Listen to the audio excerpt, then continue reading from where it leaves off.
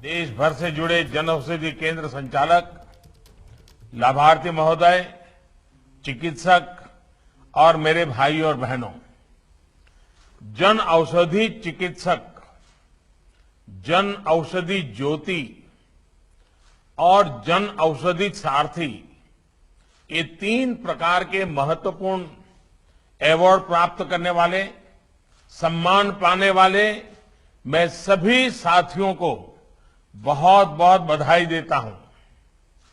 साथियों, जन औषधि योजना को देश के कोने कोने में चलाने वाले और इसके कुछ लाभार्थियों से आज मुझे बातचीत करने का अवसर मिला और जो चर्चा हुई है उसमें स्पष्ट है कि ये योजना गरीब और विशेष करके मध्यम वर्गीय परिवारों की बहुत बड़ी साथी बन रही है।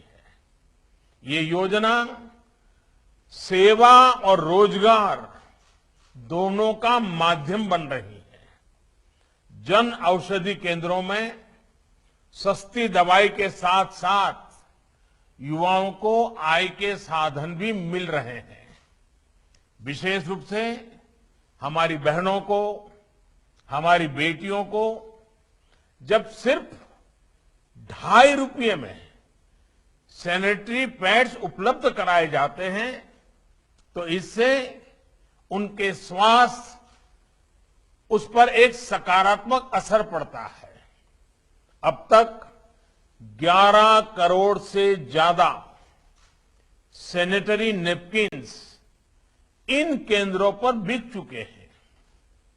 इसी तरह जन औषधि जननी इस अभियान के तहत गर्भवती महिलाओं के लिए जरूरी पोषण और सप्लीमेंट्स भी अब जन औषधि केंद्रों पर उपलब्ध कराए जा रहे हैं।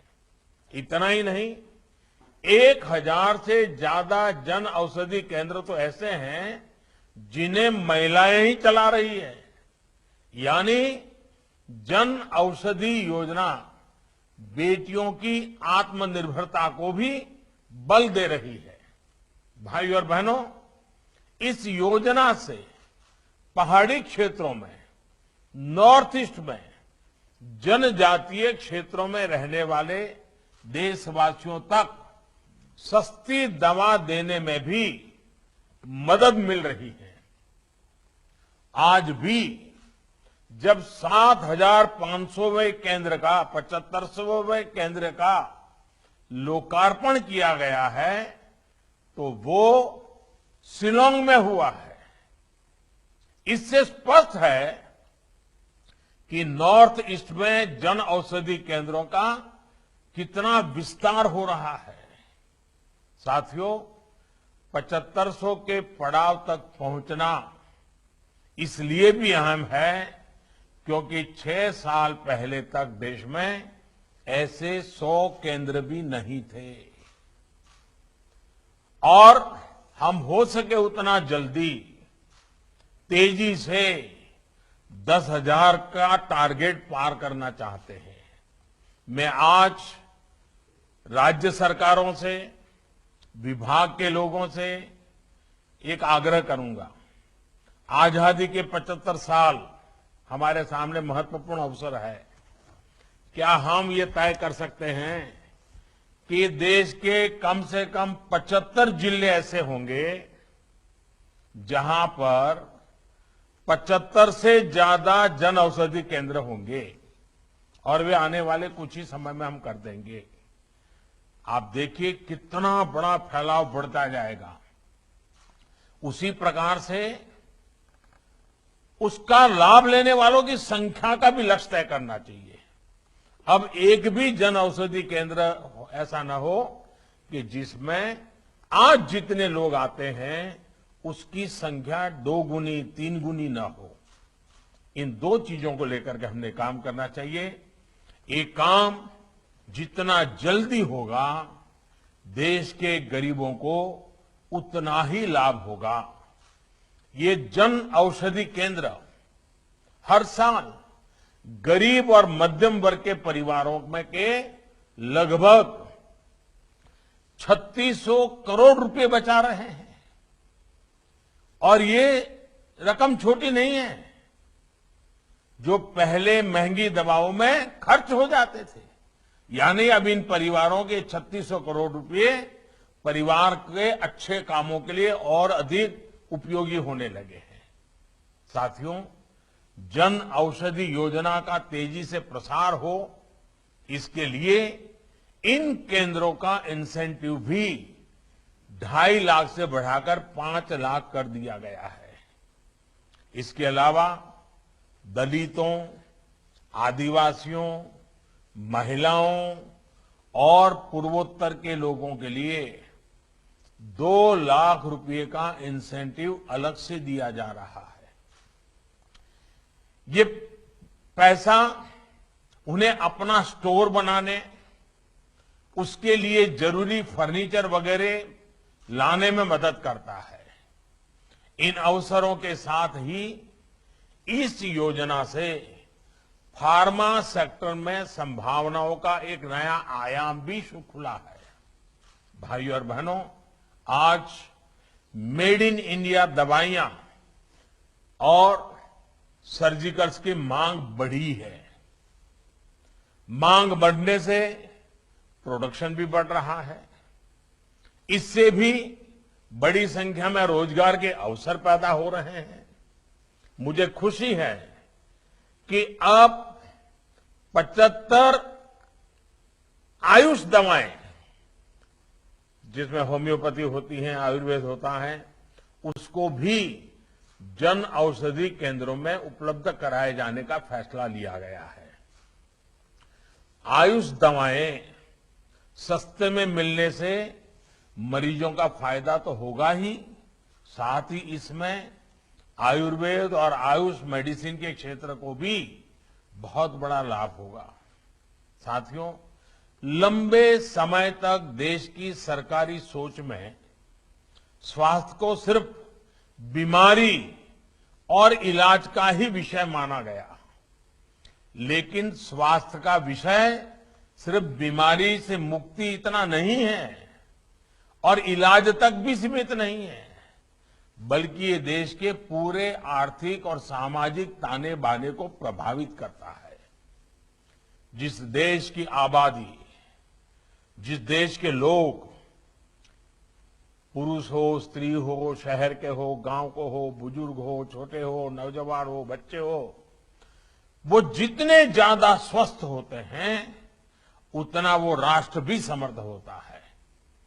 उनकी ताकत बहुत उपयोगी होती है, देश को आगे बढ़ाने में, ऊर्जा बढ़ाने में काम आती है। इसलिए हमने इलाज की सुविधा बढ़ाने के साथ ही उन बातों पर भी जोर दिया है जो बीमारी की वजह बनती है। जब देश में स्वच्छ भारत अभियान चलाते हैं, जब देश में करोड़ों शौचालयों का निर्माण होता है, जब देश में मुफ्त गैस कनेक्शन देने का अभियान चलता है, जब देश में आयुष्मान भारत योजना घर घर पहुंच रही है, मिशन इंद्रधनुष हो, पोषण अभियान चला, तो इसके पीछे यही सोच थी। हमने हेल्थ को लेकर टुकड़ों टुकड़ों में नहीं, बल्कि एक संपूर्णता की सोच के साथ एक होलिस्टिक तरीके से काम किया। हमने योग को दुनिया में नई पहचान दिलाने के लिए प्रयास किए। आज अंतर्राष्ट्रीय योग दिवस पूरी दुनिया मना रही है और बड़े चाव से मना रही है, जी जान से मना रही है। आप देखिए कितने बड़े गर्व की बात होती है जब हमारे काढ़े, हमारे मसालों, हमारे आयुष के समाधानों की चर्चा करते हैं से पहले जो कभी हिचकते थे, वो आज गर्व के साथ एक दूसरे को कहते हैं ये लीजिए। आजकल हमारी हल्दी का एक्सपोर्ट इतना बढ़ गया है कि कोरोना के बाद दुनिया को लगा है भारत के पास तो बहुत कुछ है। आज दुनिया भारत का लोहा मान रही है, हमारी परंपरागत ट्रेडिशनल मेडिसिन का लोहा मानने लगी है। हमारे यहां खाने में जो चीजें कभी बहुत उपयोगी होती थी, जैसे रागी, कोरा, कोदा, जवार, बाजरा, ऐसे दर्जनों मोटे अनाजों की हमारे देश में समृद्ध परंपरा है। जब पिछली बार मैं कर्नाटका का मेरा प्रवास था तो हमारे वहां के मुख्यमंत्री येदियुरप्पा जी ने मोटे अनाज का एक बहुत बड़ा शो रखा था और इतने प्रकार के मोटे अनाज जो छोटे छोटे किसान पैदा कर उसकी कितनी पौष्टिकता है, बड़ा अच्छे से उन्होंने उसको प्रदर्शित किया था। लेकिन हम जानते हैं इन पौष्टिक अनाजों को देश में उतना प्रोत्साहन नहीं किया गया। एक प्रकार से ये तो गरीबों का है, ये तो जिसके पास पैसे नहीं वो खाता है, ये मानसिकता बन गई थी। लेकिन आज अचानक स्थिति बदल गई है और स्थिति बदलने के लिए हमने लगातार प्रयास किया है।